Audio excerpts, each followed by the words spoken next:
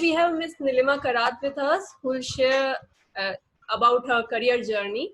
So when we talk about Nilima has currently working in Ajim Premji Philanthropy Initiatives as a philanthropist. But before that, Nilima has experience in the Indian Armed Forces as a major, and she has experience in Golden Sachs. And after that, she joined philanthropy, and now it's been 3 years since she is working in philanthropy part. So over to you, Nilima.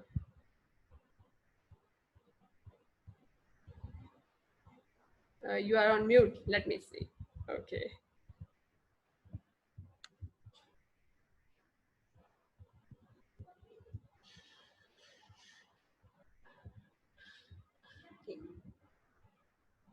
Yeah, thank you, Kirti.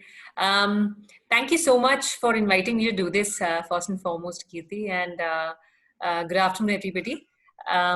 Like Kirti said, so मेरी ना हिंदी मैं बहुत अच्छी तरह बोल सकती हूँ, but वो बीच बीच में कभी अंग्रेजी आ जाती है, तो किसी को कुछ समझ नहीं आया तो प्लीज आप या तो नोट करके रख लीजिए, बट मुझसे पूछिएगा जरूर. हाँ, मैं कोशिश करूंगी कि मैं हिंदी में ही बोलूं, बट बीच में English comes in. That's just a natural inclination. So please, I apologize at the onset itself. But yeah, so I am Nilima from Bangalore, and I have been working with the Azim Premji Philanthropic Initiatives for the last 3 years.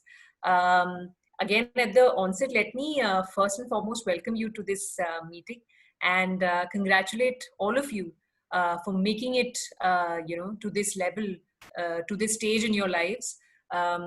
अगर आज आप यहाँ पे है, तो आपने already कुछ कर दिखाया है, जो कि कई गर्ल्स और कई औरतें इसके बारे में उनका ड्रीम होगा शायद, ये है ना, कि मैं कॉलेज जाऊं और मैं आगे पढ़ूं, मैं ITI में पढ़ूं, एक्सेट्रा. एंड मैं जानती हूँ काफी लड़कियों को. पिछले 3 साल में मैं इंडिया के काफी कोनों में गई हूँ, जहाँ पे अभी भी लड़कियां हैं जिनकी ड्रीम्स ये होते हैं कि मैं कॉलेज जाऊं, मैं आगे पढ़ाई करूं वगैरह. सो आपने ऑलरेडी बहुत कुछ कर दिखाया है.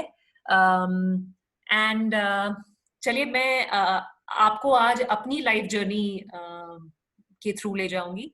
अब पता नहीं, अगर आपको इसमें से कुछ समझने को मिले तो वो समझ लीजिएगा. अगर आपको कोई क्वेश्चंस पूछने को, अगर आपको कोई इंटरेक्शन या क्वेश्चंस है इसके बाद कुछ डिस्कस करना है, तो वो कर सकते हैं हम. बट जो मेरे पास है, मैं वो आपके साथ शेयर करना चाहूंगी सबसे पहले. मैं आपको अपने बारे में ये बताऊंगी कि I consider my self very lucky and blessed, क्योंकि मुझे जो कुछ जिस टाइम पे करना था, उस टाइम पे मुझे करने को मिला है.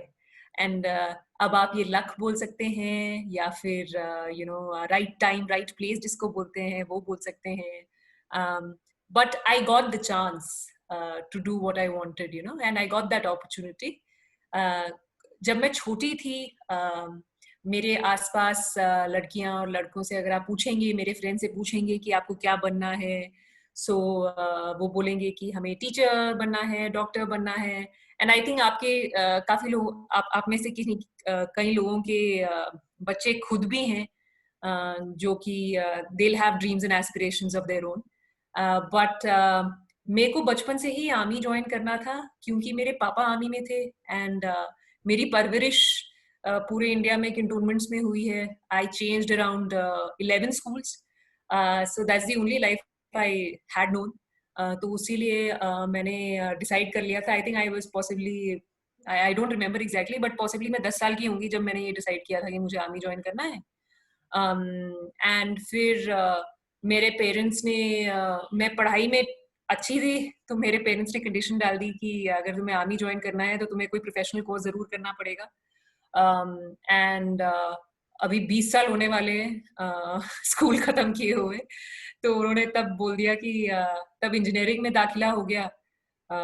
एंड पेरेंट्स को खुश करने के लिए एंड आर्मी ज्वाइन करने के लिए मैंने बोला ये कंडीशन मैं इंजीनियरिंग कर लेती हूँ, उससे पूरी हो जाएगी. आई थिंक आप लोगों में से भी काफी लोग ऐसे होंगे जिन्होंने दूसरों की सलाह लेकर पॉसिबली ये कोर्स ज्वाइन किया है या कुछ किया है लाइफ में, जो हमारे आसपास होते हैं। उन लोगों की भी वैल्यू, ओपिनियन वैल्यू करना इम्पोर्टेंट है। सो ऐसे में इंजीनियरिंग करके आर्मी में ज्वाइन किया मैंने। 1 साल की ट्रेनिंग की चेन्नई में, फिर पूरे अगेन इंडिया में पोस्टिंग्स काटे। एंड आर्मी में अभी भी करीब 1000-1500 लेडीज होंगी, बाकी सारे जेंटलमैन हैं, मेन हैं, बंदे हैं। एंड बीच में रही मैं, बंदों के साथ रही। एंड अगर मुझसे आप पूछेंगे कि व्हाट इज, मुझे 7 साल हो गए अभी आर्मी छोड़े हुए। एंड इवन इफ आज भी मुझे कोई पूछता है कि what is the one thing that you miss about not being in the army, I would say it will be my main. Because आप ऐसी जगहों पे रहते हैं अपनी फैमिली से दूर, सिविलाइजेशन से दूर, कि आपको एक दूसरे के बारे में, एक दूसरे की वेलफेयर के बारे में सोचना पड़ता है। एंड जैसे अगर मेरे पास अगर 70 मैन हो मेरे कमांड के अंदर या 7000 हो, बट उन सबका जो वेलफेयर है और डिसिप्लिन है वो मेरी जिम्मेवारी है। तो इसीलिए मुझे उन सब के बारे में सोचना पड़ता है। And I miss that relationship. वो वैसा रिलेशनशिप आपको बाहर कॉर्पोरेट में या इवन आई डोंट थिंक हमें कहीं पे और मिलेगा। सो मेरी जो लास्ट पोस्टिंग थी, I think 2011 to 2013, I was in a training center, जहाँ पे करीब 7000 रिक्रूट्स थे। रिक्रूट्स मतलब उनकी एज ग्रुप करीब 17 to 21 ईयर्स होती है। वो लोग 12th पास करके या फर्स्ट ईयर ऑफ कॉलेज करके आते हैं। एंड मैं एडजुटेंट थी। अब एडजुटेंट को I don't know how many of you know what an adjutant does. Discipline, centre का डिसिप्लिन, ये 7000 रिक्रूट्स का डिसिप्लिन मेरा जिम्मा था। एंड वहाँ पे हम ट्रेनिंग कराते थे इनकी। तो ये मेरी लास्ट पोस्टिंग रही। काफ़ी टाइम मैंने नॉर्थ ईस्ट में भी गुजारा है। एंड फिर मैंने देखा, थोड़ी सी अकल आ गई तब, करीब 25-27 साल की उम्र हो गई थी। आप में से भी कईयों की उतनी उम्र होगी। तब मुझे लगा कि जो मेरे जो पियर्स थे, जो जेंटलमैन ऑफिसर्स थे, मेरे husband, then we were already seeing each other, तो उनको जो अपॉर्चुनिटीज मिल रही थी, और उनका जो करियर पाथ प्रोग्रेशन हो रहा था, वैसा मेरा नहीं हो पाएगा, ऐसा रियलाइजेशन मुझे हुआ। क्योंकि आर्मी में अभी भी लेडी ऑफिसर्स के लिए अपॉर्चुनिटीज बहुत कम है। तो पहले तो आपको वो यूनिफॉर्म पहनने का जज्बा रहता है, एंड ग्लोरी ऑफ कंट्री रहता है पहले। बट थोड़ी देर में, 6 साल के बाद, आपको रियलाइज होता है कि आपको अपने लिए भी लुकआउट करना पड़ेगा, बिकॉज और कोई आपके लिए नहीं करने वाला है।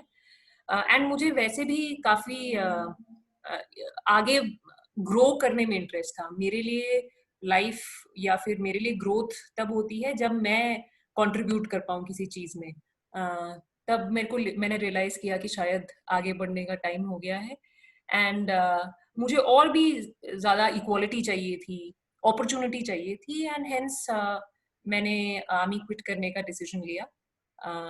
अगेन आई थिंक मेरी फैमिली बहुत सपोर्टिव रही है, या नॉट वेरी सपोर्टिव रही है। मेरे पापा आर्मी में होने के बाद भी कभी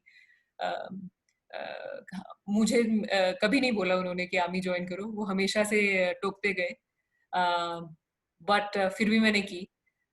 उसके बाद जब आर्मी छोड़ने का टाइम आया तब भी उन्होंने टोका। मेरे हस्बैंड ने भी टोका, मेरे हस्बैंड की फैमिली ने भी टोका, मतलब रोका। They express, they were never in favour of it, because central government job है, इतनी साल तुमने ट्रेनिंग में बिता दिए, अब इसको छोड़ के आगे। बट पता नहीं, मुझे लगा मेरे लिए ये सही नहीं है, मुझे आगे देखना चाहिए। तो मैं अकेले खड़ी रही। And then they supported my decision. एक बार मैंने डिसीजन ले लिया एंड बता दिया, फिर उन्होंने जरूर सपोर्ट किया मेरा। तो फिर मैंने डिसाइड किया कि मैं आगे पढ़ाई करूं, क्योंकि as I said, learning is very important. तो मुझे अगेन एक अपॉर्चुनिटी मिली कि मैं Indian Institute of Management Ahmedabad मैं दाखिला लूं। और वहाँ पे again it was a great opportunity. बहुत अच्छा लगा। जो सबसे बेस्ट माइंड्स हैं कंट्री में, उनसे मिलके, उनके बीच में रह के काफ़ी सीखने को मिला। प्रोफेसर्स वहाँ के बहुत अच्छे थे, बहुत हम्बल, बहुत ग्राउंडेड, एंड जिसे कहते हैं उसकी आई थिंक आईआईएम अहमदाबाद की हवा में ही वो नई चीजें देखने को और पढ़ने को मिलती हैं, तो that was very exciting for me. I think is the same stage जो आप लोग, कई लोग होंगे कॉलेज में, तो वो किया मैंने। एंड फिर वहां से मेरी प्लेसमेंट हुई इन्वेस्टमेंट बैंक में, एक अमेरिकन इन्वेस्टमेंट बैंक में। आई डोंट नो आप लोगों को गोल्डमैन सैक्स, इससे पहले I am not sure if you heard about it, but it's a world wide bank, it's an American based, New York based bank basically. And मैं वहाँ पे 3 साल काम किया मैंने वहाँ पे, बैंगलोर में ही। मैंने स्ट्रैटेजी में काम किया, फिर फाइनेंस में काम किया, और लोगों के लिए काफी पैसे बनाए बेसिकली। बट गोल्डमैन सैक्स में भी मुझे काफी सीखने को मिला। मुझे प्रोफेशनलिज्म, कम्युनिकेशन एंड काफी टैलेंटेड लोगों के साथ काम करने का मौका मिला।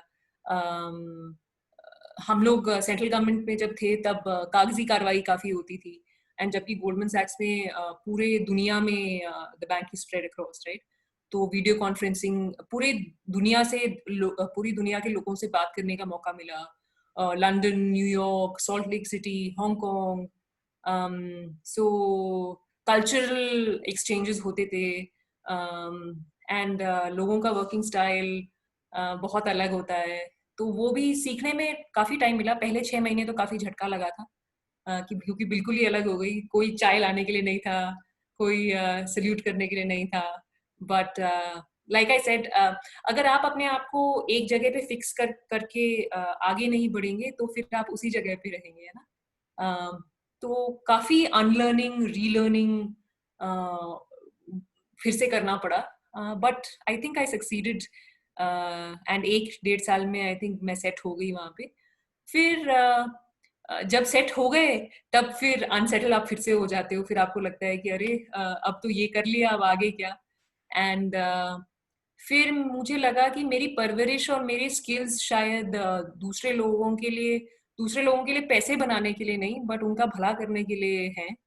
एंड लकीली अगेन, आप बिलीव नहीं करेंगे कि मुझे फिलांथ्रोपी में काम करने का कैसे चांस मिला, बट मैं मैराथन्स भागती हूँ, तो एक मैराथन 4 बजे सुबह शुरू होने वाला था, एंड तो क्योंकि लाइट्स कभी कभी नहीं होती हैं सिटी में, तो ये मिलिंद सोमन का मैराथन था, तो उन्होंने बोला था कि एक बंदा आपके साथ भागेगा।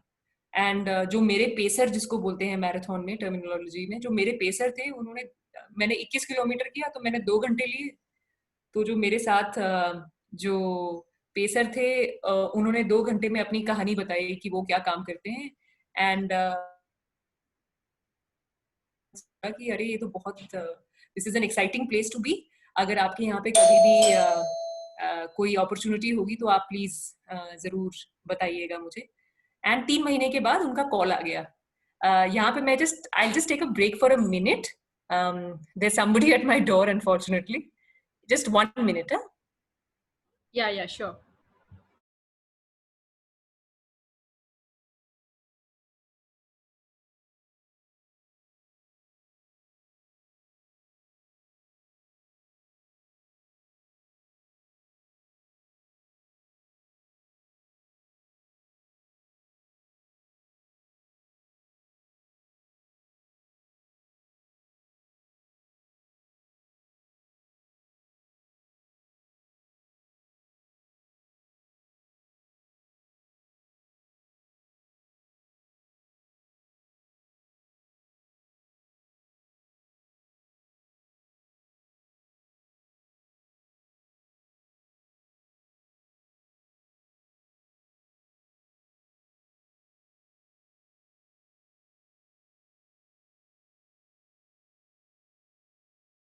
Wait, I'm doing.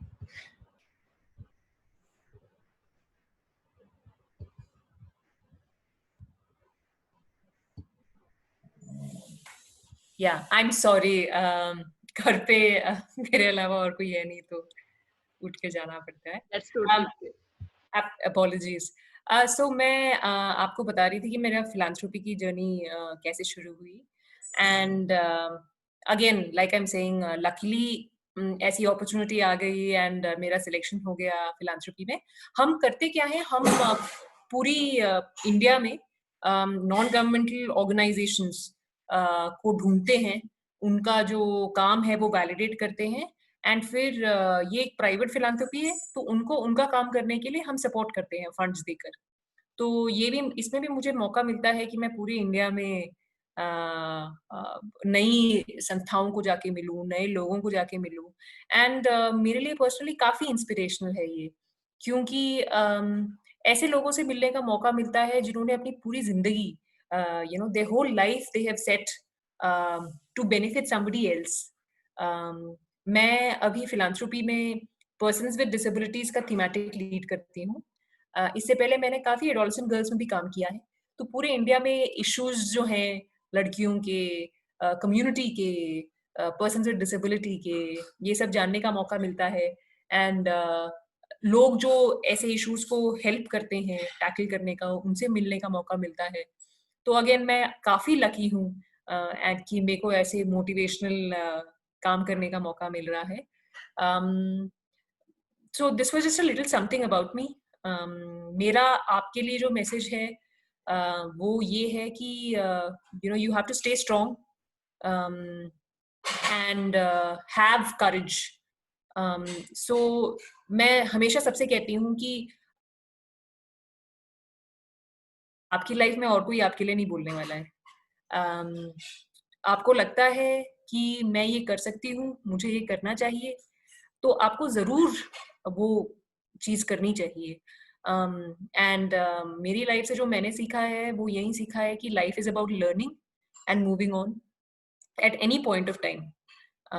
सो अगर आप आज यहाँ हैं, आप कहीं पे पहुंचना चाहते हैं या कहीं पे भी कुछ भी बनना चाहते हैं, तो ऐसी कोई ना ही एज लिमिट है, ना ही आपको ये सोचना है कि अरे मैं तो इंजीनियर हूँ, अब मैं ये कैसे करूँ. जो मेरे साथ हैं आजकल वो सारे ह्यूमैनिटीज बैकग्राउंड के हैं, और मुझे आर्ट्स के बारे में कुछ नहीं पता था जबकि मैंने ये फिलांथ्रोपी नहीं ज्वाइन की. इससे पहले भी आर्मी में भी काफी कम इंजीनियर्स थे, गोल्डमैन सैक्स में भी काफी कम इंजीनियर्स थे, सारे फाइनेंस बैकग्राउंड के थे. तो मेरा ये कहना होगा कि life is not about you know finding yourself, but it's about creating yourself, right. आपको whatever you want to make of it, you should make of it, and at every given point of time. मुझे again, मैं अपने आप को मैं समझती हूँ कि मैं काफी लकी हूँ, काफी ब्लेस्ड हूँ कि मुझे ये अपॉर्चुनिटीज मिली हैं, एंड काफी लोगों को नहीं मिलती शायद. बट आई बिलीव दैट आपका अगर इंटेंशन है तो कम से कम अगर आगे नजर रखेंगे तो कहीं ना कहीं तो पहुंच ही जाएंगे, है ना. एंड कभी हार मारने की तो जरूरत ही नहीं है. Depends on what your goal is. But मैं तो काफी टाइम पे इसी में खुश हो जाती हूँ कि इन दी एंड मैंने कोशिश तो की. तो क्या हुआ अगर पॉसिबली ना पहुंच पाए फाइनली जहाँ पे प्लान किया था. बट मुझे ये मौका मिला ये ट्राई करने का, एंड उस प्रोसेस में मैंने क्या सीखा वो मेरे लिए ज्यादा इम्पोर्टेंट होता है. या तो I wish all of you the very best. And अगर आपके कोई क्वेश्चंस हैं या फिर कोई डिस्कशन आप कुछ करना चाहते हैं तो आप प्लीज मुझे यू कैन टाइप इन. तो जो चैट है आप उसमें क्वेश्चंस आप पूछ सकते हैं, एंड मैं कोशिश करूंगी कि मैं रिप्लाई करूं. Okay, Nilima. So there's one question students is asking कि philanthropy क्या होता है, अगर थोड़ा सा describe कर पाए आप. हाँ बिल्कुल. तो फिलांथ्रोपी इज बेसिकली अ वर्ड. सो आपने अजीम प्रेम जी के बारे में, मुझे पता नहीं आपको पता है कि नहीं पता है, विप्रो के बारे में सुना है आपने? So Wipro is basically a multinational company जो कि काफी प्रोडक्ट्स हैं उनके, और उसके साथ साथ काफी इंटरनेट सॉल्यूशंस भी हैं. ये TCS एंड इन्फोसिस के साथ वाली कंपनी है. तो जो इनके चेयरमैन हैं, उन्होंने जो अपनी वेल्थ वो करीब 75 ईयर्स के हो गए हैं अभी, एंड उन्होंने जो अपनी लाइफ टाइम में जो वेल्थ एक्यूमुलेट की है, इंडिया के टॉप 10 मिलियनर्स बिलियनर्स में से हैं वो, तो उन्होंने एक एंडाउमेंट ट्रस्ट में डाल दिया है, एंड मेरे जैसे लोगों को हायर किया है कि वो पूरे इंडिया में जाके देखेंगे काम क्या होता है दूसरों के लिए, जो वल्नरेबल कम्युनिटीज जिनको जिनको मदद चाहिए बेसिकली, जैसे पर्सन विद डिसेबिलिटी हो गया, होमलेस हो गए, एल्डरली पुअर हो गए, वेस्ट पिकर्स हो गए, जिन कम्युनिटीज को भी मदद चाहिए उनके लिए जो ऑर्गेनाइजेशंस काम कर रहे हों, उनके साथ जाके उनका काम समझ के देख के उनको जो फंड्स चाहिए बेसिकली वो हम देते हैं, एंड फिर उनको हैंड होल्डिंग करते हैं कि ये आप जो कर रहे हैं पॉसिबली 1 साल के बाद उसका इफेक्ट ये होगा, एंड 3 साल का नॉर्मली ड्यूरेशन होता है जब हम एक ऑर्गेनाइजेशन के साथ एंगेज करते हैं। अगर सो बेसिकली सपोर्ट करते हैं हम नॉन गवर्नमेंटल ऑर्गेनाइजेशंस को, जो एनजीओज जिसको बोलते हैं, उनको फंड्स देके हम सपोर्ट करते हैं, तो फिलांथ्रोपी का काम ये है। Okay, so from our team, Hi, Azmat Nilima. have a question. Yeah. Hi, Nilima. Hi, Azmat. Thank you so much for joining. And मैं बहुत glued थी और मैं सुन रही थी, मैं अपने आप को चाह के भी distract नहीं कर पा रही थी from the story you have shared. So thank you so much. मेरा question है कि बहुत बार हम देखते हैं कि एक तो पहला ये कि लड़कियों के लिए फाइनेंशियली इंडिपेंडेंट होना क्या मतलब रखता है, क्योंकि हमारे ग्रुप में आई थिंक स्टूडेंट्स लड़कियां जो हैं आज यहाँ पे कॉल पे वो सब एज ग्रुप अराउंड 18-24 ऐसे होंगे। तो उस एज में जब मैं खुद भी थी तो मेरे को नहीं पता था कि कितना इम्पोर्टेंट होता है फाइनेंशियली इंडिपेंडेंट होना। चाहे आप 18 साल के हो, अगर आपको जॉब मिल रही है तो क्यों वो करना चाहिए, पहला तो ये है। सेकंड है कि हमारे पास हमेशा एक बैकअप होता है, फादर है, हस्बैंड है, ब्रदर है, कि वो हमें देख सकते, तो हमें क्यों कमाना जरूरी है, और कैसे स्टैंड लेना जरूरी है ऐसे फैमिली में जब फादर कहते हैं मैं तो हूं ही तुम्हारे लिए, या हस्बैंड कहते हैं कि मैं तो कमा ही रहा हूँ। तो इसमें आपका क्या कहना है? सबसे पहले तो thank you Azmat, I can't believe कि मैंने ये इतना इम्पोर्टेंट डिटेल छोड़ दिया इतने लंबे लेक्चर में से, because I believe that it's a very important question Azmat, thank you so much. हाँ, मेरी जो नानी थी वो अपने जमाने में हेड मिस्ट्रेस थी स्कूल की, प्राइमरी गवर्नमेंट प्राइमरी स्कूल की। वो काफी एरिया में सिर्फ वही स्कूल था, एंड उन्होंने अपने बलबूते पे जो भी टीचर का एग्जाम था सब कुछ पास पूस करके बीएड करके शी बिकेम दी हेडमिस्ट्रेस, मेरी नानी। एंड उन्होंने मुझे बस एक ही चीज बचपन से बोली थी कि नीलिमा जो भी कर लेना but you have to be financially independent at every stage of your life. मैं आई थिंक करीब 16 ईयर्स की थी जब से वो एक रिकॉर्ड की तरह मेरे दिमाग में चलने लग गया, बिकॉज एवरी टाइम मुझे पापा से पैसे मांगने पड़ते थे स्कूल जाने के लिए, या स्कूल तो नहीं, आई थिंक कॉलेज जाने के लिए। मुझे बहुत बुरा लगता था, मुझे नहीं पसंद है, एंड ये मैं अपनी बात कर रही हूँ, आप प्लीज अपने ऊपर मत, आपकी कंडीशंस काफी डिफरेंट हो सकते हैं, बट इवन मुझे नहीं अच्छा लगता था किसी और से पैसे मांगना, बिकॉज मेरी नानी की आवाज मेरे दिमाग में रहती थी कि you know you have to stand up on your own feet, you can't depend on anybody else, and till date I really can't depend on anybody else for, अब वो पापा हो, मम्मी हो, भाई हो, हस्बैंड हो, लेकिन देखिए इम्पोर्टेंट ये है, मैं इसलिए बता रही हूँ क्योंकि आप ना काफी सालों से, जैसे आजमत बोल रही थी, ये डिपेंडेंसी आ चुकी है गर्ल्स में और विमेन में, है ना। आपको लगता है कि आपके लिए कोई है, लेकिन जो फीलिंग आती है अपना मतलब अपने लिए रिसोर्सेज, इंडिपेंडेंस लेके कि मैं डिसाइड कर सकती हूँ कि मेरे को क्या करना है इस पैसे का, एंड आप सलाह जरूर लीजिए, बट कुछ भी कीजिए, आपको फाइनेंशियली इंडिपेंडेंट तो बहुत जरूरी है होना। एंड काफी चीजें हैं, एंड मैं आपको अगर लॉजिकली एक्सप्लेन करूं तो कुछ भी हो सकता है कल, है ना।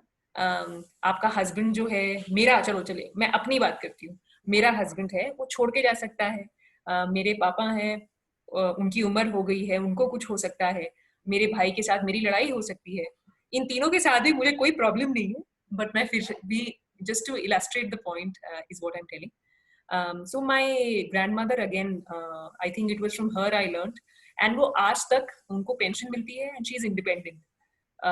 उनको किसी के ऊपर डिपेंड नहीं करना पड़ता, उनको मेरे ऊपर नहीं डिपेंड करना पड़ता अपनी दवाइयों के लिए। उन्होंने कभी अपनी बेटियों से उनकी 2 बेटियां हैं, उन्होंने कभी किसी की से मांगा नहीं है कुछ। एंड जब हम जाते हैं तो उनको इतनी खुशी होती है, so she is always given.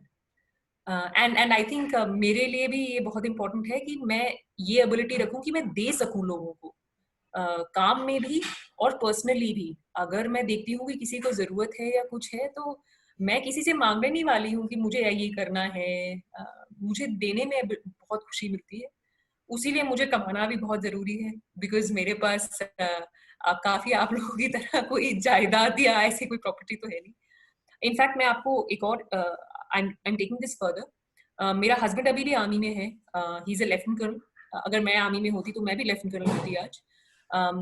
उसको घर मिला हुआ है, he is posted in Delhi, and उनको घर मिला हुआ है, सब सेंट्रल गवर्नमेंट ने उनको दिया हुआ है, आर्मी ने।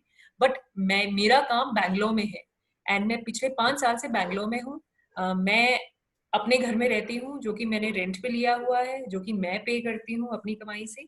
एंड मैं सोच नहीं सकती कि मैं विदाउट अ जॉब, या तो अपने पापा के, मेरे पापा भी बैंगलोर में रहते हैं, एंड अगेन मेरे पापा मम्मी दोनों के पास पेंशन है, so I can't think of either going to their place and not having a job, neither can I think of going to my husband in Delhi and not having a job. It's a very difficult question, ना? इतना आसान नहीं है। मैंने अपना मन बना लिया एंड मैं ऐसे कर रही हूँ पिछले 5-6 सालों से, उसीलिए मैं आपको अपनी कहानी बोल सकती हूँ। मेरे लिए personally speaking financial independence is everything. खुदा ना खास्ता ऐसा कुछ हो कि मैं ये कर ना पाऊँ, बट जब तक I will do something to stand on my own feet. Also मेरे काफी कजिन्स हैं, मेरे काफी फ्रेंड्स हैं, जो ये डिसीजन एवरी डे फिर से सोचते हैं इसके बारे में, है ना, because you know, they've moved on in their lives, they have children, they have to think about the time that they spend with the children as well, and it's a very difficult choice to make. तो काफी लोगों ने step back ले लिया, 2 साल घर पे रहने का डिसीजन ले लिया है। तो जो भी आपके लिए सही लगे वो आप करिए, बट मैं उनको भी यही बोलती हूँ कि आप भले ही ब्रेक ले लें बीच में, बट आपको फिर से अपने फीट पे खड़ा होना बहुत इंपॉर्टेंट है। एंड मैं पर्सनल एक्सपीरियंस से बोल सकती हूँ, जो खुशी मुझे मिलती है by doing this, I don't think मुझे कोई एक अच्छी बेटी या एक अच्छा वाइफ बन के मिले, बिकॉज जो भी मैं करती हूँ वो मेरी दैट्स दी कॉन्ट्रीब्यूशन जो मतलब मेरे एग्जिस्टेंस से हो पा रहा है ना। So that's my personal take on this. Again आपकी राय डिफरेंट हो सकती हैं, आपकी कंडीशंस डिफरेंट हो सकते हैं, बट जैसे मेरी नानी बोलती है, कुछ भी करो बट फाइनेंशियली इंडिपेंडेंट जरूर रहो। Thank you, Azmat, for asking this. It's very important. Thank you so much, Nilima. I have one more question if you have time. So the question is कि जब shift किया था Indian Army से Goldman Sachs में, तो environment total change था, लोग total change थे, working style change था. So have you faced any struggle, and if you faced, what, किस तरीके से overcome किया उन struggles से? That's again a very nice question, Kirti. I wish मैं मेरी स्टोरीज से एंड ये सारी पर्सनल एक्सपीरियंसेस मैं बोलूंगी एंड 2-3 फ्रेंड्स के एक्सपीरियंसेस बोल सकती हूँ आपको, बट अगर आप रिलेट कर सकते हैं तो अच्छी बात है। तो मैंने जब again army is a very different institution, right? अभी भी आप जैसे मेरे हस्बैंड है, मेरे फादर है, वो सारे उसी दुनिया में रहते हैं, एंड मुझे अभी 7 साल हो गए बाहर आए, तो मुझे हंसी आती है, बिकॉज जैसे मैं बोलती हूँ, मेरा हस्बैंड ऐसे हाथ ऊपर करता है तो उसके कोई जैकेट पहना देता है उसको, सर ऐसे करता है तो कोई हेलमेट पहना देता है उसको, फिर पैरों के नीचे बुलेट आ जाती है अपने आप। तो काफी लोग हैं एक्चुअली काम करने के लिए आसपास, एंड उसकी एक्चुअली आदत पड़ जाती है आपको, एंड मुझे भी काफी आदत पड़ गई थी। जैसे आपका एक ऑफिस होता है एंड हर एक बेल होता है बजाने के लिए कि अच्छा भाई ये फाइल ले आओ, कोई खड़े होके साइन करवाता है, बस आपको साइन करना होता है, कोई पेज पलटने के लिए भी कोई होता है। तो इंडियन आर्मी में तो काफी मैन पावर है ये सब करने के लिए। एंड साब वहाँ पे कोई अगेन कोई जेंडर चेंज तो डिफरेंस तो है नहीं। तो मैं भी साब थी, मैं ही श्रीमान थी। सो जब मैंने ये छोड़ के जब मैं कॉर्पोरेट गोल्डमैन सैक्स ज्वाइन की, वहाँ पे कम्प्लीटली डिफरेंट स्टाइल है काम करने का। वहाँ पे अगर आपको पेपर चाहिए, अगर आपको पानी चाहिए, आप उठ के जाके पीजिए। इसका मतलब कोई आपको रिपोर्ट इवन अगर आपको 10 लोग रिपोर्ट कर रहे हैं तो इसका मतलब ये नहीं है कि आप उनसे बोलेंगे कि हाँ भाई मेरे को ये ला दे। That is not accepted. आपको जो भी करना है वो आपका काम है, आप करोगे। एंड जो आज का जो यंगस्टर्स मेरी टीम में थे उनको भी आप बोल नहीं पाओगे, बिकॉज वो आपको वापस मुंह पे बोल देंगे कि क्यों तुम्हारी टांगे नहीं है, तुम्हारे हाथ में है, तुम क्यों नहीं कर सकते ये करके। इसका मतलब ये नहीं है कि वो हेल्पफुल नहीं है, बट जो काम आपका है वो आपका ही है। एंड जैसे मैंने कहा, वो जो कैमराडरी बोलते हैं, जो रिलेशनशिप बोलते हैं, जो फौज में थी, वो काफी मिसिंग है। ऑल्सो बिकॉज हम बैंगलोर में हैं एंड सब लोग किसी को खाने की प्रॉब्लम नहीं है, किसी को रहने की प्रॉब्लम नहीं है, किसी को पीने की प्रॉब्लम नहीं है। तो काफी संभले हुए लोग थे वहां पे, तो उनको भी ज्यादा कोचिंग की या मेंटोरिंग की, मैनेजिंग की जरूरत नहीं थी। उनको पता था उनको क्या करना है लाइफ में। तो क्योंकि आई थिंक वो भी छिन गया। एंड जैसे हम आर्मी में काफी डिसीजन लेने को मिलते हैं, वो भी डिसीजन मेकिंग अगेन आपकी न्यूयॉर्क से होती थी, तो आपके पास ये सिर्फ 10 लोगों का डिसीजन लेने को होता था। तो ये 7,000 लोगों से जो टीम साइज है वो मेरा 10 हो गया। एंड सो एक चीज जो होता है जब आप करियर ऐसे चेंज करते हो, वो ये है कि आपको थोड़ा नीचे लेवल से स्टार्ट करना पड़ता है। तो जैसे मेरी पोस्ट थी आर्मी में, उससे मैंने एक स्टेप नीचे से स्टार्ट किया। एंड फिर जब मैंने गोल्डमैन सैक्स छोड़ा एंड मैंने फिलैंथ्रोपी ज्वाइन किया, फिर अगेन मैंने नीचे से स्टार्ट किया। तो वो तो है ही, लेकिन इसकी वजह से 6 महीने में मुझे थोड़ा सा, जिसे कहते हैं, थोड़ा बुरा लगने लग गया था। एंड तब मैंने, आई थिंक मेरे को अभी भी याद है, मेरी एक बहुत क्लोज फ्रेंड है जो कि खुद एयरफोर्स ऑफिसर थी, एंड उनके वो है सीनियर मेरे से, 5 साल सीनियर है मेरे से, बट हम मिले थे कहीं पे। एंड फिर मैंने उनको फोन किया, एंड एक फ्राइडे को मैं उनको बोल रही थी कि मुझे बुरा लग रहा है अभी, कि मेरे को लग रहा है मेरा रुतबा मेरे से छिन गया है, कोई मेरे बारे में मुझे मतलब कोई देखता भी नहीं है, वो लोग बस काम करने में इंटरेस्टेड है एंड मैं किसी की हेल्प नहीं कर पा रही हूँ वगैरह। सो आई स्टिल रिमेम्बर, वो आई थिंक हैदराबाद में थी एंड मैं बैंगलोर में थी। जैसे ही मैंने बोला, वो सैटरडे को बस पकड़ के फ्राइडे यहाँ पे आई। उन्होंने मेरे साथ एक दिन पूरा बिताया। अगेन जैसे मैं आपको ज्ञान दे रही हूँ, उन्होंने मुझे एक दिन ज्ञान दिया। बट मेरे लिए आई थिंक यही इम्पोर्टेंट था कि कोई मेरी दोस्त मेरे मुझसे मिलने आई, मेरे साथ थी इस जर्नी में। सो उसके बाद I think I was very comfortable. I said ठीक है, जो होना है, जो आपको काम मिला है, हम कोशिश करेंगे वो सबसे अच्छा करें। उसके बाद जो वेरिएबल्स हैं वो सब होते रहेंगे। एंड मैं आज तक मैं यही करती हूँ, जो मुझे काम मिलता है या फिर अगर मैं देखती हूँ कि ये मैं काम कर सकती हूँ, तो मैं वॉलंटियर करती हूँ कि आप मुझे ये काम दीजिए, मैं इसको करूँगी। बट अगर तो मेरी बस यही फिलॉसफी है, आप अपना काम अच्छी तरह करिए, बाकी जो वेरिएबल्स हैं वो आप कंट्रोल नहीं कर सकते हैं।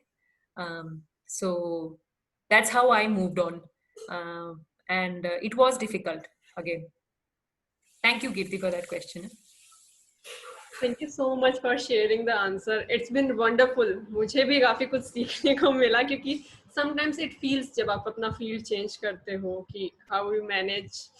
And any last comment or message for the students about their career journey or life goals? और किसी को कोई क्वेश्चन पूछना है तो I think Kirti we can take a couple of more questions. So एक क्वेश्चन है कि मैम क्या आपके साथ भी ऐसा हुआ है कि फैमिली या सोसाइटी ने आपको सपोर्ट करने के बजाय थोड़ा कोशिश की हो कि उस टाइम आप थोड़ा आपको रोकने की कोशिश की हो, आपकी फीलिंग्स ना समझी हो और आपको फोर्स किया हो किसी चीज के लिए, नेक्स्ट स्टेप पे आगे बढ़ने के लिए? आज भी होता है। आपको लगता है कि ये एक ही बार होता है एंड खत्म हो जाता है, ये ऐसा नहीं है। एवरी आपको ये जर्नी है लाइफ में। हमारी अनफॉर्चुनेटली सोसाइटी कंडीशनिंग ऐसी है कि वो लड़कियों को थोड़ा अलग देखते हैं। मुझे याद है मैं बास्केटबॉल खेलती थी जब मैं छोटी थी। मतलब मैं जब यंग थी, कॉलेज में थी basically, so I played university level. मैंने मध्य प्रदेश को रिप्रेजेंट किया था बास्केटबॉल में। एंड तब मेरे को अभी भी याद है, मेरे पापा जो इतने बड़े स्पोर्ट्समैन थे, मैंने बचपन से उनको गेम्स खेलते हुए देखा है और उन्होंने मुझे बास्केटबॉल सिखाया था। जब क्योंकि मैं उस लेवल पे खेल रही थी तो मुझे कंटिन्यूअसली धूप में खड़ा, मतलब धूप में खेलते थे हम लोग। तो वो मैं जब एक दिन वापस आई तो वो बोलते कि तू तो बिल्कुल ही काली हो गई है, तो तू खेलना थोड़ी देर बंद कर ले। मैं हैरान रह गई कि मुझे, वो भी मेरे पापा ऐसा कुछ बोल सकते हैं जो कि इतने बड़े स्पोर्ट्समैन है। तो ये तो बहुत छोटी बात है, इससे काफी सीरियस कॉन्वर्जेशंस भी होती हैं। अगर मैं अपना हमेशा एंड हर स्टेज पे होंगी, मैं आपको ये नहीं बोल सकती कि सिर्फ वही था। कंटिन्यूसली अभी भी काफी लोग, सोसाइटी पूछती है कि तुम अकेले रह रही हो, तुम्हारे पापा मम्मी का घर है वहां पे, तुम्हारा हस्बैंड है वहां पे, तुम उनके साथ क्यों नहीं रहती हो, या फिर तुम ये काम क्यों कर रही हो, या फिर the most frequent one is why don't you think about having a child. But society will try to question you, will try to have this discussion with you at various points of your life, throughout your life. So it's not a one time affair कि आपने एक बार अगर आप उनको कुछ बोल दोगे तो वो चुप करके बैठ जाएंगे या आपके आसपास। The only solution is, मैंने जैसे बोला आपको, you have to stay strong, but you have to know what you want. अगर आपको एक हिलते हुए स्टेज में रहोगे कि मुझे नहीं पता मैं क्या करना चाहती हूँ, तब थोड़ी आसान हो जाती है, आसानियत हो जाती है लोगों को कि वो आपको रोक सके, बिकॉज आप ही को नहीं पता कि आपको क्या चाहिए या क्या करना है। एंड वो भी ठीक है, ऐसा नहीं है कि मुझे भी कंटिन्यूसली पता रहता है कि मुझे यही चाहिए या यही करना है, बट मैं कोशिश करती हूँ कि मैं अपने लिए टाइमलाइंस रखूं कि अच्छा अगर आज 26 जून है, तो अगर मैं ये डिसीजन पे नहीं अराइव कर पा रही हूँ तो चलिए 10 जुलाई तक मैं ये डिसीजन ले लूंगी। मैं इवैल्यूएट करूंगी कि बाकी लोगों को क्या बोलना है, बट करूंगी वही जो मुझे सबसे ज्यादा सेटिस्फैक्शन देगा। अब वो जो जैसा भी आपको सोचना है या जैसे भी सोसाइटी को सोचना है, वो सोच लीजिए, बट अगर मेरे को पता है कि मुझे क्या करना है, एंड मैं सोचती हूँ इसके बारे में, ऐसा नहीं है कि मैं बस डिसाइड कर लेती हूँ और मैं कर लेती हूँ। लॉजिकली इवैल्यूएट कीजिए कि आपके पास क्या ऑप्शंस हैं, आपके आसपास वाले क्या बोल रहे हैं, लोगों से पूछिए कि अगर आप ये करियर करने का सोच रहे हैं या डिसीजन चेंज करने का मतलब करियर चेंज करने का सोच रहे हैं, तो क्या आपके पास ऑप्शंस हैं। And after that you come at a conclusion, but once you come at that decision, I think you should have the strength to listen to everybody, but only do what you want. I know थोड़ा सा extreme हो जाता है कभी कभी, मेरी काफी लड़ाइयाँ होती हैं अभी भी, आज भी, पिछले हफ्ते भी होती, मतलब almost on a weekly basis I get into a fight with the society, but the family, the society, everybody, but I think they mean well. जैसे मैंने अपनी नानी की बात कही, तो वो आपको थोड़ी देर में समझ जाएंगे कि आपकी इंटेंशंस ठीक है, आपके दिमाग, मतलब आपका दिमाग ठीक ठाक है, कॉमन सेंस है, जो आप चाह रहे हैं वो आप अच्छे दिल से चाह रहे हैं, and I think they will move on ना। So you need to take that decision, evaluate the consequences, what is best for yourself, and then you can withstand. Okay, so अब हमारे पास क्वेश्चंस आने लगे हैं तो आपको आंसर करने पड़ेंगे। हाँ बिल्कुल, मैं उसी लिए तो हूँ यहाँ पे। One student said कि I'm 31 years old और due to domestic violence I left my husband. But अब वो अपना खुद का रास्ता ढूंढने की कोशिश कर रही हैं, सेल्फ इंडिपेंडेंट होने की कोशिश कर रही हैं. So do you have any suggestion for us, for her basically? First and foremost I am sorry कि आपके हालात डिफिकल्ट थे, बट आपने काफ़ी अच्छा डिसीजन लिया, ताकि कम से कम वायलेंस इज बहुत बहुत एक्सट्रीमली डिफिकल्ट हो जाता है आपको किसी को भी रहना. बट मैं थोड़ा सा इंफॉर्मेशन और चाहूँगी आपसे कि आप, मतलब ऐसा नहीं है कि आप कुछ भी, ऑफ कोर्स आप कुछ भी कर सकते हैं, बट आपको कुछ कोई इंक्लिनेशन है कि आपको कुछ क्या करना है, या आपके स्किल सेट्स हैं कोई जो आपको ऑलरेडी पता है कि मैं ये कर सकती हूँ. तो आई थिंक थोड़े डिटेल्स अगर हो सकें और, तो फिर आई थिंक थोड़ा अच्छा जवाब मैं दे सकती हूँ. But in the meanwhile, I think you have to, take help from people around you, the family, the community, counselors, ताकि कम से कम, एंड ये बहुत अच्छी बात है कि आप खुल के अपना एक्सपीरियंस शेयर कर सकते हैं आज, है ना. That itself is a sign of moving on, that मैं ये एक्सेप्ट करती हूँ कि मैं इस डिफिकल्ट सर्कमस्टांस में थी, बट मैं अभी आगे बढ़ना चाहती हूँ. एंड ये जो एटीट्यूड है, ये आपको बहुत आगे भी बहुत दूर पहुंचाएगा, एंड बहुत अच्छी तरह it will hold you in good state, is what we say. So I'm sorry, Kirti, if I know a little bit more about this person possibly. तो she is basically, I don't open up the trade की कौन से trade के student हैं, but वो trainer बनना चाहते हैं, बेसिकली टीचिंग फील्ड में जाना चाहते हैं. अब after that all these situations की इतना उनका एज हो चुका है, एंड शी इज फीलिंग कि किसी और फील्ड में जाने या बिजनेस स्टार्ट करने के लिए फाइनेंशियल सपोर्ट चाहिए, तो शी इज फीलिंग कि अब वो टीचर के फील्ड में ट्राई करना चाहते हैं फॉर दैट. एब्सोल्युटली, आप एज की तो बिल्कुल ही बात मत कीजिए. मैं 32 की थी जब मैंने फिलांथ्रोपी में आई हूँ. मैं मेरे को इसके बारे में कुछ नहीं पता था. मेरा कोई बैकग्राउंड नहीं था सोशल वर्क में या काउंसलिंग में या किसी भी चीजों में. But age, if that is what you are looking at, age should not be an issue at all. अब 31 हो या 41 हो या 51 हो या 61 भी हो, कोई प्रॉब्लम नहीं है. अगर आपको लगता है कि आपको टीचर बनना है, तो आपको आपको अपने, मतलब you have to give the skill sets, right. आपको जो भी करके आपको ट्रेनिंग करनी पड़ेगी, and you have to ensure that you have the required qualifications. तो एक बार आप क्वालिफिकेशन एक्वायर कर दीजिए. मैं समझती हूँ कि थोड़ा और टाइम लगेगा शायद, बट अगर आपको बनना है, ट्रेनर बनना है, तो आपको थोड़ा टाइम उसमें इन्वेस्ट करना पड़ेगा. वो तो हर प्रोफेशन के लिए ट्रू है. हाँ, जैसे अगर मुझे आर्मी में जाना था तो मैंने ट्रेनिंग की. अगर मुझे गोल्डमैन सैक्स ज्वाइन करना था तो मैंने फाइनेंस IIM अहमदाबाद में जाके सीखा है. उसके बाद मुझे अगर फिलांथ्रोपी भी लेना, तो मेरे जो पहले 6 महीने थे फिलांथ्रोपी में भी मैंने इतनी एक्सटेंसिव रीडिंग की है. एंड आज भी in fact I take all the courses there are, ताकि मैं समझ सकूं कि सोसाइटल इश्यूज क्या हैं. बट या, तो age is just a number. Don't even worry कि आप 31 है. Nobody cares, really nobody cares. आप बस, वो आपके दिमाग में है. Okay, so one more question is there. एक स्टूडेंट पूछ रही है कि अगर कोई गाइड करने वाला नहीं है हमें, सो फिर कैसे सेल्फ गाइडेड हुआ जाए, किस तरीके से खुद के लिए डायरेक्शन ढूंढा जाए?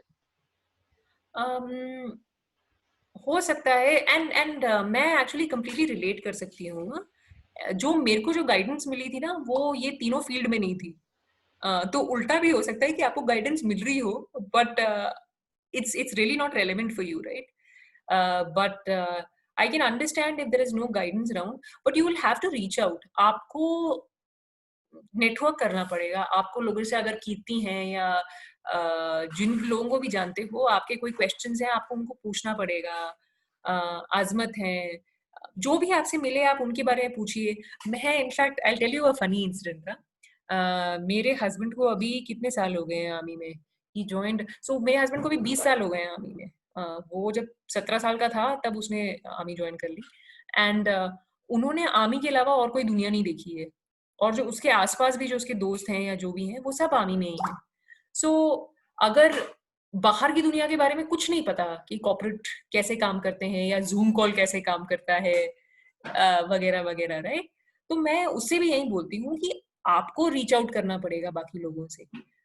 यू हैव टू, जब आप किसी से मिलते हैं, किसी से भी मिलते हैं, किसी से भी बात करते हैं, आप उनसे पूछिए चलिए आप करते क्या है, रादर देन जैसे मैं अपने बारे में बोली जा रही हूँ इस मीटिंग में, आइडियली मुझे आपसे पूछना चाहिए कि आप क्या करती हैं, आपकी क्या स्टोरी है, आप क्या करना चाहती हैं।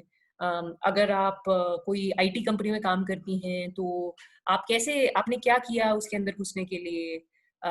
अगर आप कोई सोशल फर्म में काम करते हैं तो आपकी क्वालिफिकेशन क्या है, आप कैसे घुसे उसके अंदर, आप क्या काम करते हैं उस कंपनी में। सो आई थिंक आपको थोड़ा सा ओनस लेना पड़ेगा to reach out to people. I can understand जो आपके आसपास होंगे वो शायद आपको ना बता पाए, बट जैसे भी आपके एक्सटेंडेड नेटवर्क में या फिर नेट लिंक्डइन या ऐसे साइट्स में जाके you reach out to people. In fact ITI में अगर आप हैं तो आपके जो टीचर्स हैं, इंस्ट्रक्टर्स हैं, उनसे आप बात कर सकते हैं, उनकी एक्सटेंडेड नेटवर्क को आप यूज कर सकते हैं गाइडेंस के लिए। बट ये आपकी तरफ से कोशिश होगी। कोई आपको, मैं जैसे फिर भी बोल रही हूँ आपको, कोई आपको आके ये नहीं पूछेगा कि अच्छा भाई आपको क्या गाइडेंस चाहिए, है ना। आपको you will have to reach out. Oh, thank you so much for the answer. One more question is there. So one student is asking कि मैम मेरे बहुत ड्रीम्स हैं मेरे करियर में आगे बढ़ने के, एंड मैंने उसके बारे में घर पे डिस्कस भी किया है, but due to society pressure मम्मा पापा मना कर देते हैं most of the time. So what would I do? आपको कोई आइडिया है कैसे उनको कन्विंस करा जाए? चलिए मैं अपनी स्टोरी बोलती हूँ। अड़े रहना पड़ता है, अच्छी तरह से मनाइए, डिस्कशन कीजिए उनके साथ कि आप ये क्यों करना चाहती हैं, क्या सोचा है आपने। एंड ये नहीं बस बिकॉज मैं चाहती हूँ मुझे ये करना है, ऐसे कुछ नहीं, गुस्से में भी नहीं, बड़े प्यार से समझाना पड़ता है कि अगर मेरा ये ड्रीम है एंड मैं ये करना चाहती हूँ तो मैं क्यों करना चाहती हूँ। And in the end possibly the best proof of the pudding is in eating it, right?